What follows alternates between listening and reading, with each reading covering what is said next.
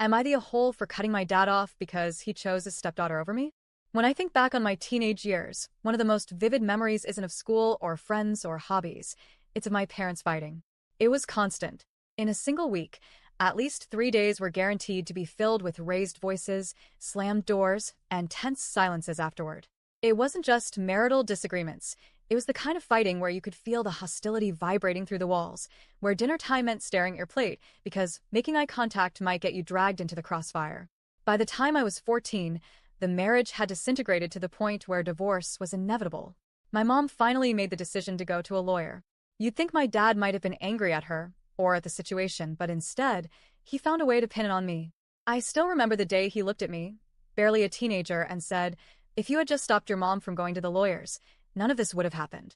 I was 12 or 13, a child, and somehow, in his eyes, I was responsible for keeping a failing marriage alive. That moment burned itself into my brain.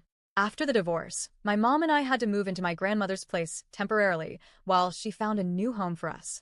That period was already stressful. We were cramped into a small space, trying to rebuild our lives from scratch. But my dad kept showing up uninvited every couple of days. No call, no warning, just there. Sometimes he'd stay for hours, lingering in the living room as if he still lived there, sometimes making snide remarks about the divorce. I don't know if he was trying to intimidate my mom or just couldn't let go, but it made me dread every knock on the door. Eventually, when Mom and I moved into our own place, the visit stopped, but the sense that he might show up out of nowhere stuck with me for a while. A few years passed and life moved forward. By 19, I was preparing to go overseas for my education, a dream I had worked hard for. Around that time, my dad had remarried. Through his new marriage, he gained a stepdaughter who was about 15 years old in 2024. She wasn't his biological child, but it became crystal clear pretty quickly that she was his priority now. When the topic of my overseas education came up, my mom asked him to help with the costs. She wasn't asking him to cover everything, just a portion. That's when things turned ugly. First, he flat out told me I shouldn't even go. His argument?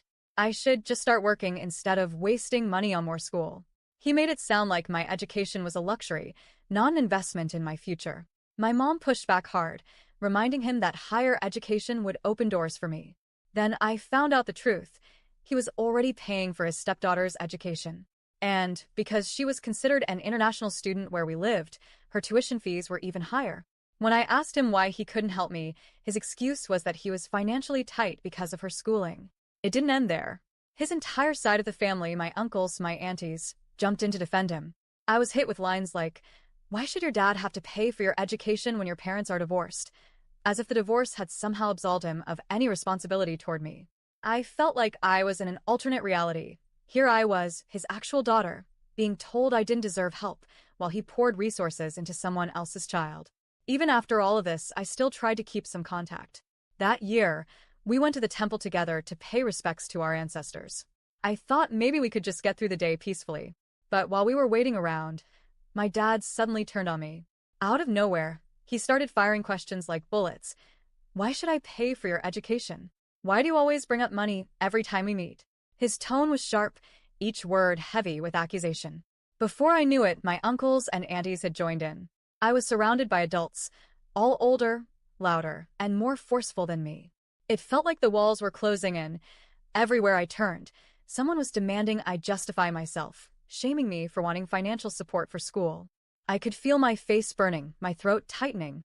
I was just 19, standing in a sacred space meant for reflection and respect, being treated like I was greedy and ungrateful. I broke. I ran. I left the temple, barely able to breathe, and went straight home. When I told my mom what happened, I could barely get the words out through the tears. I don't think I've ever felt so small and so alone. Even now, years later, I can still feel that knot in my chest when I think about it. Eventually, after months of arguments and after my mom and I revised the shared custody agreement, my dad did end up paying less than half of my school fees. But it came with a caveat. He said he hadn't wanted to pay in the first place because I didn't fulfill my side of the agreement by not visiting him often enough. As if love and time could be used as bargaining chips for my education. 7 years have passed. I'm 26 now, my education is complete, and I've built a career for myself. I've kept contact with him to a minimum. From what I've heard, his stepdaughter no longer studies in my hometown because of the high tuition costs, but I don't know the full story. Recently, he's been sending me TikToks about how children owe their parents and how kids should always be filial. Every time one pops up on my phone, I feel this mix of disbelief and anger. So, am I the a-hole for cutting my dad off? Edit. My dad did pay for my school fees eventually, less than 50%, but it was after a few months of fighting with him and his family. My mom and I had to edit the terms and conditions of the shared custody agreement. He said that because I did not fulfill my side of the agreement and not visited him often, which is why he did not want to fund my studies initially.